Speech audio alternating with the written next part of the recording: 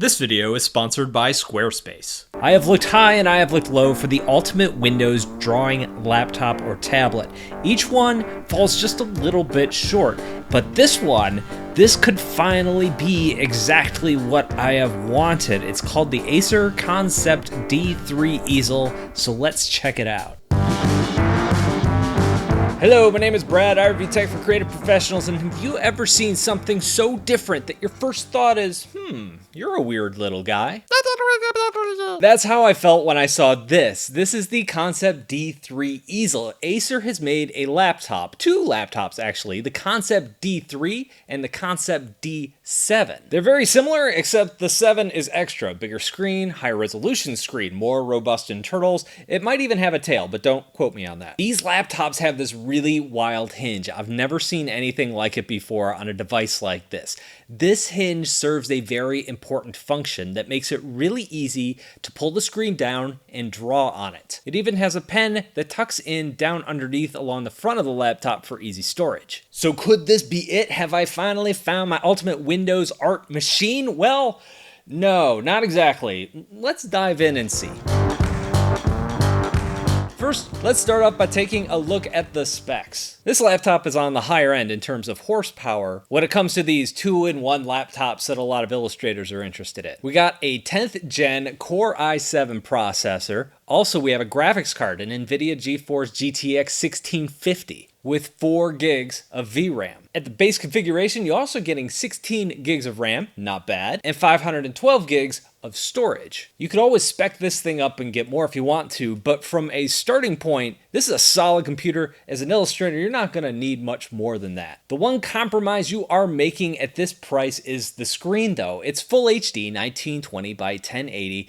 It is on a 14-inch laptop, and that is not horrible, but I will say higher density displays are becoming more common and are a lot nicer. If you want that upgrade, you're going to have to look at the higher end ConceptD 7. The screen on this does look really good though. It's Pantone calibrated and boasts super accurate colors with 400 nits of brightness. Since it is designed to work with a pen and be drawn on, it does have a matte finish over the screen. Now, of course, that is going to dull the colors, so if you're a photographer who needs those super rich blacks or those super sharp whites, this is going to pull them back a little bit. From the standpoint of an illustrator, I'd really like to see a matte screen on these. I am a fan of that because when you're drawing, what you want is more drawing control. A little bit of texture on the screen is going to give you that, and you have that here. There's a good selection of ports along the side as well. On side 1, we have a power port, an HDMI port, a USB-C Thunderbolt port, and also a display port. Along the other side, we have the headphone jack, an SD card slot, and 2 USB-A ports. Along the front, next to the battery and the power light, is where we store our pen. Slides right on in. With a more powerful laptop comes some drawback. One is that it has to push out more heat, hence all of the vents along the side and underneath.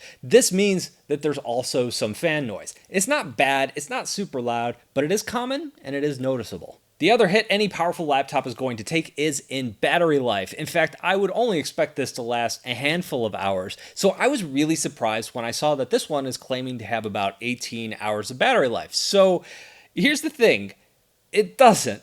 So I wasn't super surprised when I was getting far less than 18 hours because these tests are based on certain conditions. For example, video playback, the screen set to a certain brightness, which is probably not all that particularly bright. So how much time can you expect to get out of this battery? In my time with it, I'd say I was getting about 4 hours. Maybe you could get 5 or 6 hours, depending on what apps you're using. Photoshop, total resource hog. When I was looking at the estimates there, it was telling me I was only going to expect about 2 hours. Although I will say this, those estimates were off. I was trending higher than that. Now, before I get too deep, I want to thank today's sponsor, Squarespace. From websites to online stores to marketing tools and analytics, Squarespace is the all-in-one platform to build a beautiful online presence and run your business. I keep finding new features every time I look under the hood. There's an entire section that lets you add online booking and scheduling for your classes or sessions. It integrates right into Squarespace's websites. Client can easily see your availability and reschedule if they need to, taking the hassle out of coordinating calendars. Check out squarespace.com for a free trial, and when you're ready to launch, go to squarespace.com/BradColbo to save 10% on your first purchase of a website or domain. I'm a big fan of minimalist, streamlined design. This laptop is not that. It looks more like a gaming laptop with big vents and lots of ports and different angles. It doesn't look bad, and there are some very practical benefits to having a more audacious design like this. And those are usually the kind of benefits you see on a more high performance laptop. So in that regard, this is a good thing. General rule for laptops: the thicker it is, the more ventilation it has, the better it's going to air things out.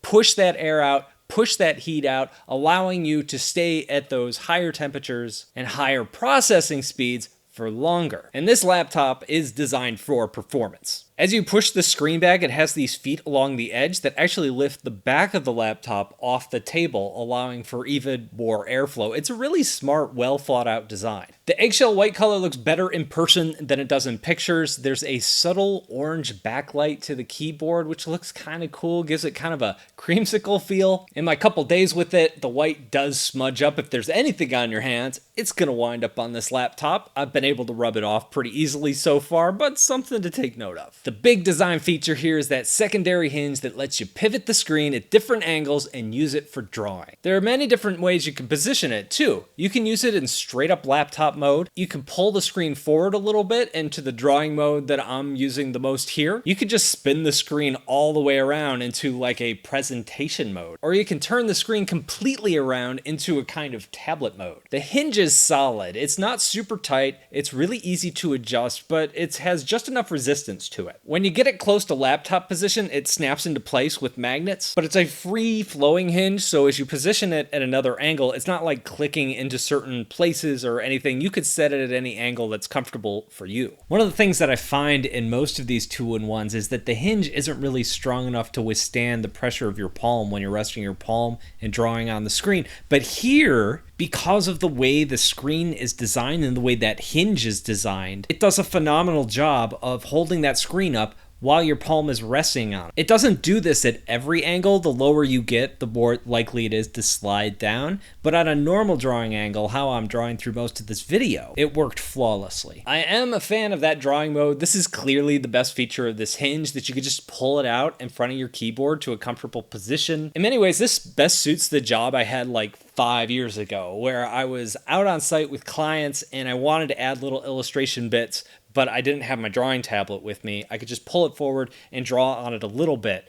I'm not so sure that it's great for drawing like long term necessarily. Part of that is the design of the pen. This is one of those super thin pens, so it's nice to have with you, but if you're gonna hold it for any extended period of time, it's just not really super comfortable in the hand. You're gonna want something thicker, something more robust. A lot of drawing apps also rely on keyboard shortcuts. In fact, I'm very dependent on keyboard shortcuts. That screen forward angle gives you access to the keys, but it kind of blocks your view of the keys, so it could be a little bit hard to see them, and also it's kind of hard to lift your hand up underneath it. So it's nice that the keys are accessible. That's something you don't get on a 360 laptop, where you just completely lose the keys when you flip it around. But they're not as accessible as having a keyboard off to your side or some kind of shortcut remote. The other way I like to draw is in tablet mode, where you flip that screen entirely around. This is okay for that. This tablet weighs almost 4 pounds, so it's a chunky monkey. You can set this up on your lap and draw when you're watching TV. That's definitely a use case, but if you're looking for something where that is your main use case, you're probably gonna wanna go with something lighter. Still, it's a good option to have. Let's start by taking a look at this pen. This is a Wacom powered stylus. So at first you might think, oh, that's awesome. Wacom makes great stuff. I've always, talked about how much I like it, but here, this is definitely the biggest disappointment and the thing that makes this device so much harder for me to recommend. You see, Wacom has two kinds of pen tech. Let me undo that brush tool, then show you some of the lines. So when I just draw my angled lines, you can see I am getting so much wobble and jitter just drawing lines on here. As I speed that line up, I can knock some of it out, but I'm still getting a ton of jitter on there. When I draw really fast, then I can knock it out completely. So one of the technologies that Wacom has is called EMR, which stands for electromagnetic resonance, which is what you're usually seeing when you see a Wacom pen at work. But they have another kind of technology called AES. And that stands for active electrostatic, I believe. Now, AES has a lot more in common with Microsoft's pen protocol than it does with EMR in terms of how it works. And unfortunately, I think it's inferior to both MPP and Wacom's EMR, especially when we're talking about drawing. So I talked about that jitter. Now, one of the things it does do well is it does hold pressure, around curves. So the pressure is okay on this pen. It's mainly that jitter is just completely uncontrollable. You could see it here. When I was just drawing a standard circle, we're getting little jitter and wave, and it's just very, very hard to use this. When we jump in and look at some of the other things I'd like to look at with a pen, for example, we start doing fast strokes, and what I'm expecting with fast strokes is a good taper at the end of my line. So what I'm talking about here is that lines should kind of taper at the end. That's probably a bad taper, but the line should, kind of come to a point. If you were going to zoom in and see what this line looked like, it would look something like that.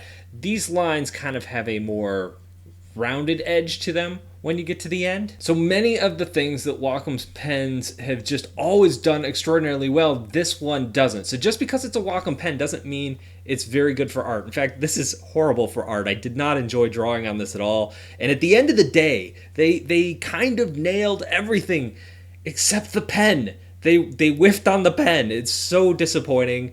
And that's the main reason I can't recommend this. I'm assuming that this is probably the same tech that they're using in the 7 and some of their other products catered towards creatives. I would love to see another generation of this product use Wacom's EMR instead. That would be fantastic. I think this would shoot this way up my list of Windows tablets that you could draw on. But for now, this is, and it breaks my heart to say it, this is a pass. Pros and cons. The main pros here are definitely that hinge. It's super easy to just pull it down, draw on it without having to flip the whole device around or rearrange your entire workflow. Sometimes these gimmicks just don't work out, but here it does. Another pro here is this is a beefier laptop. It also has a graphics card. A lot of these 2-in-1s that are out there are great for art, but if you want to use your laptop for more than one thing, for example, playing games on the side or even doing 3D type stuff, they're just not up to the task. This one is. You can also spring for the Concep D7 and get something super powerful in the same laptop form factor. Oh, and then we're on to the con. The con is the big one. It's the pen. It's not too surprising here. This is a pretty big disappointment for me. So this is marketed at creative professionals, and obviously I only speak to one slice of that market. If you're a photographer who wants to do touch-ups and that sort of thing, and you much rather do that with a pen, this is probably fine for that. For others who just think the pen is cool, like if you're a designer and you want to do some little things in Adobe Illustrator or something like that, the pen is going to work out fine. But for illustrators, this is so close, but just misses the mark by a little bit, and it misses it in probably the most important thing for me. For an illustrator, the most important thing is line control, and we just don't have it here. But man, everything else, you got the SD card slot, the way you can position this thing, this could have been my laptop, but for now, I am going to keep looking. So what do you think? Let me know down below in the comments. Thank you guys for watching, and I'll talk to you in a couple of days.